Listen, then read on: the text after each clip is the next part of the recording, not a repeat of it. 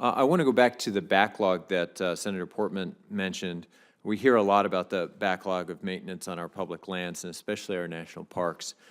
Some even claim that we shouldn't protect new places like the Valles Caldera or the Manhattan Project National Historic Park because of the backlog. And one of the things I wanted to point out was that oftentimes that deferred maintenance doesn't come out or shouldn't come out of the Interior Department budget or even the Forest Service budget, but is actually related to the Department of Transportation backlog, and a transportation backlog that is shared between the Department of Transportation at the federal level and then state and local responsibilities for transportation ways that just happen to be on Park Service real estate.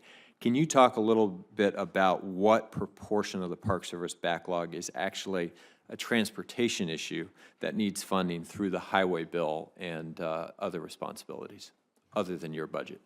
We have in the Park Service an $11.2 billion backlog. That's billion with a B. $5.9 billion is the deferred maintenance of the facilities that we're responsible for, and $5.6 billion is transportation, so just slightly less than 50%. So just under half of that is actually not the responsibility of the Department of Interior. That's correct. Okay, thank you.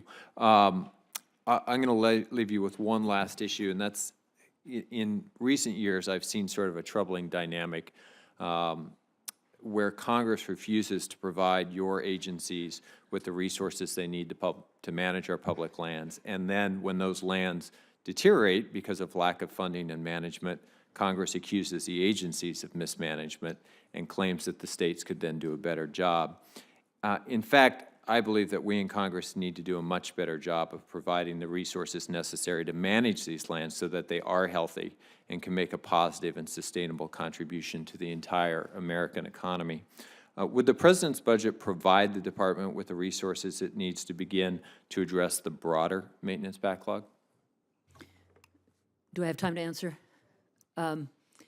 Certainly, with the National Park Centennial, we have focused a lot of our energy around the national parks and addressing that maintenance backlog. There is a small amount in the mandatory portion of the Centennial budget that proposes support for the backlog on other public lands, BLM, for example, and the Fish and Wildlife Service.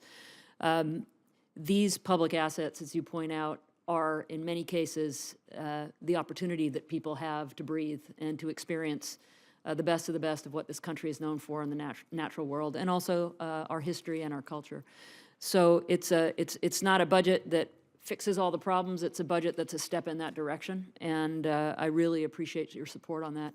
I will say that it is frustrating.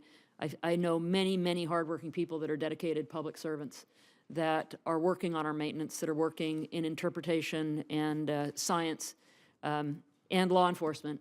And I met somebody out at Catoctin Mountain Park, which is where Camp David is, who was a law enforcement ranger who was cleaning the toilets and actually repairing part of the visitor center.